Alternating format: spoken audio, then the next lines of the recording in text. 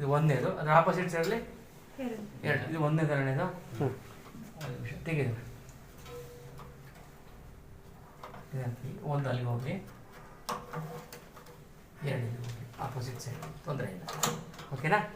Opposite ಇದ್ದರೆ level ಬರೋದು ಇಟ್ಟು ಕನಿಷ್ಠ 2 ಸ್ಯಾಂಪಲ್ ಇರಲೇಬೇಕು. ಇದನ್ನು ಅದಾದಮೇಲೆ ಮುಚ್ಚಿ ಕಾಣ್ತಿದೆಯಲ್ಲ, 24 ಇರುತ್ತೆ.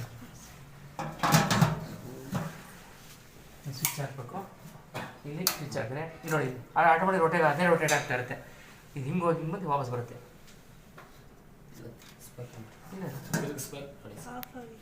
ಅಲ್ಲ ನನಗೆ ತಿರ್ಗಿಸ್ಬೇಕು. ಸ್ಟಾರ್ಟ್ ಆಯ್ತು. ಆದಷ್ಟು ಕಡೆ ಬರ್ತೀನಿ. ನಿಂತೋಕಲ್ಲ ನೋಡಿ ಸರ್. ಜೀರಾ ಮಾಡೋ